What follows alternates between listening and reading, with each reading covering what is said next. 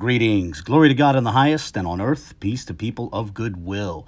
Really quickly, in this brief video, I wanted to note this live, which the We Woke Now channel, or Kelly Richardson, put up on the night of Saturday, August 3rd.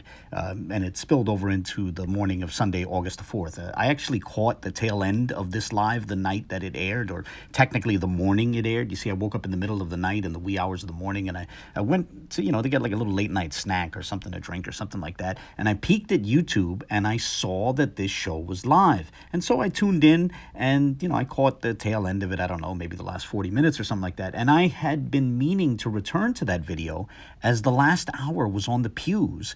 And the host, the good doctor, our friend, revealed a couple of new pew readings. And, I actually took some screenshots and saved a bit of that on my phone. Now, however, I recall that video being nearly 3 hours long. But looking at it now, it's less than 2 hours long.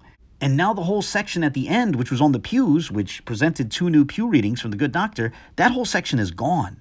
And if you look at the live chat, you'll see that it's no longer available, which is often a sign that a live has been edited after it went off air. Well, with that in mind, it just so happens that you can check the metadata for this video. And I'll link to the site that I'm using for this in the video description. But when you check the metadata for this live, you see that it started at 3:39 a.m. Greenwich Mean Time, GMT, which in the summer is about 4 hours later than the time on the East Coast. So this would correspond to 11:39 p.m. Eastern. And it ended at slightly after 6:30 a.m. GMT, or Greenwich Mean Time. So that corresponds to 2:30 a.m. Eastern.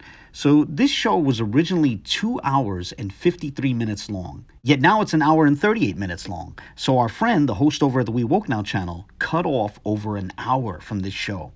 And like I said, that hour had him discussing the pews and unveiling new readings, new proposals for the pews. But he took it down. He deleted that part, Perhaps he didn't feel entirely confident about it.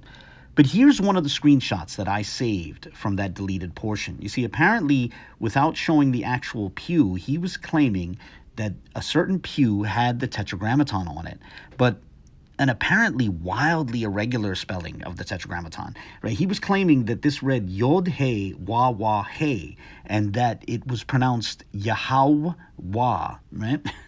And you may notice that under the title, it says that 477 people were watching and it started 2 hours ago. So this screenshot was taken when it was still live, right? And in my phone, I have when I took the screenshot. It was August 4th at 2:05 a.m. Eastern time. So a little less than, I don't know, maybe a half hour before the show went off the air. But anyway, what I wanted to say is that this proposed reading strains credulity, not only for the awkward spelling, but also because it undermines any attempt to, like, for example, distinguish a he from a het, right? Which is to say, to distinguish the fifth Hebrew character from the eighth Hebrew character. As clearly what he was passing off as two he's, if they were to be compared to cursive Hebrew characters, look far more like two chets. But of course, he wouldn't go for that because that would take him even further away from the reading that he was trying to arrive at, which was the Tetragrammaton. And aside from that, he also proposed an alternative reading to his public reading for a pew. Now, some of you may recall that he claims that Yisrael Yom appears on a pew, which he interprets to mean Israel's day or Israel's time, but with Israel being spelled with a Zion and 5 Yods, but no Sin or Aleph, and Yom being spelled with an irregular Mem rather than a Mem Sofit. And I've discussed that in previous videos. But on this night, he proposed that what had previously been said to be a mem might actually be a tau. And he proposed Aramaic's direct object marker appears there without understanding how it works. But here, listen to this. Worked out on this pew. And of course, time or day, yom. All right. So this is the tha written in multiple ways. That looks like Arabic to the naked eye. See what I'm saying, family? That looks like Arabic to the naked eye. Whoa, you see that? You see that? These are the different ways you could write this. Doesn't that look similar to what you see over here? To whom, right? If we use that with this being a thought, it can also be to whom, right? And if we go here, look at here. Yath, whom? Israel to whom? All right. So you could also look at it as Israel to whom, right?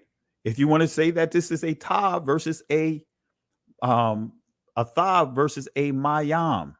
So, having heard that, with all due respect to our friend, he was honestly confused by this entry that he had. He apparently looked it up in some source, which is reproducing the Strong's entry, and because that entry awkwardly alludes to it being rendered whom, Kelly thought that this means that the word simply means whom, or that it can mean simply, whom, right? And it's actually a lot more complex than that. But our friend doesn't understand the nuances of this marker, right? And that's an issue here. But let's get into how it's actually used in the biblical text. All right, so this is the one place in the Hebrew Bible where that construction is actually used. It's actually in an Aramaic part of Daniel. So we're in Daniel, the 3rd chapter, and we're going to go to the 12th verse. So I'm just going to read through the first few words of Daniel 3:12.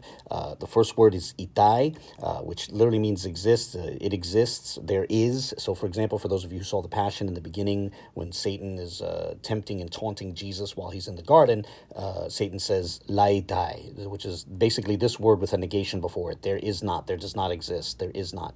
Laitai. Laitai. Right, so itai is, there exists. So there is, or I guess in this sense there were, but there is gubrin, literally men, Yehudayin, Jews. So I know some want to say certain Jews. That's how it's translated in some texts. But literally, there are Jewish men, or men who are Jews. This is the relative pronoun. So there were Jewish men or certain Jews who, or which, this is really where the who comes from, but there are certain Jews or Jewish men who, and here's the verb, manita, which is the verb to set up in the second person perfect tense, second person singular perfect tense. So manita, you set up, past tense, right? And now here's the direct object marker, yat, but it's yathon. So here's the object. This suffix is the third person plural suffix. So it's manita yathon, you set them up, right? That's literally what it means. So what's important here is the way this marker works is it has to be preceded by a verb, and it has to be succeeded by the object of that verb. All right, so I made this little graphic to help explain the first 6 words of Daniel 3:12, but the most relevant part is the part marked in red, that being the direct object marker, which has to have a verb before it and the object of that verb immediately after it. Like, for example, the Hebrew equivalent, et, appears right in the first verse of Genesis, right? Genesis 1:1. It appears all over the Bible, but specifically, many know that it appears in Genesis 1:1, when it says, bara Elohim et hashamayim. God created the heavens. Bara is the verb, and hashamayim is the object of that verb. And the word et, marked here in red, is the direct object marker, connecting the object which follows that marker to the verb which preceded that marker. Now, with all due respect to our friend Kelly, I don't think he understands this, as I've seen him mistake the direct object marker for the second person pronoun. He says atha, it means you. I've seen him say that. But whatever the case, in this new proposed reading, he has a noun and the direct object marker, but he doesn't have a verb, and he doesn't have an object coming after the marker to serve as the object of that verb, right? It's completely incoherent. But he didn't understand that because, again, with all due respect to him, he didn't understand how this particular marker works.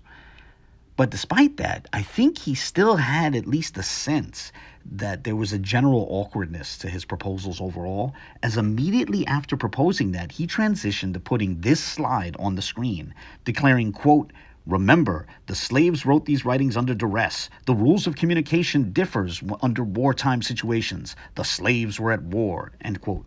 Now remember, when he would judge proposed Arabic readings, he would hold them to a very strict standard. But when he would propose these far weaker Hebrew readings, he would invoke this rule to explain away all the problems and to justify judging them by a much looser, much less strict standard. And honestly, I think the double standard is a sign that he recognizes the case for Arabic is stronger, but that's a discussion for another time. Oh, and by the way, one other thing that he did in that live that I remember is he would read from this text, particularly the portion which reads, quote, "There is no order of writing. A sign may be horizontal or vertical or oblique as suits the convenience of the writer," end quote. He read from that a couple of times, and he read from it while discussing his wild Hebrew proposals, and I think he gave his audience the impression that this is appropriate or standard for Hebrew. But the quote is actually from an article titled Notes on Nsibidi. Not Hebrew, but Nsibidi. And, but he'd go through it so fast that, again, he likely gave his followers the impression that this might have been referring to Hebrew when it wasn't.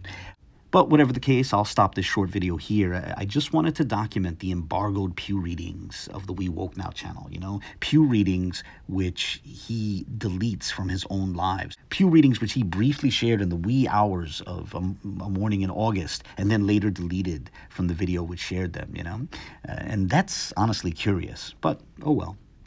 As always, I welcome any comments, questions, or criticisms. You see, unlike the We Woke Now channel, I don't censor comments here. So please feel free to share your thoughts, whether positive or negative. Share your thoughts in the comment section. And God bless.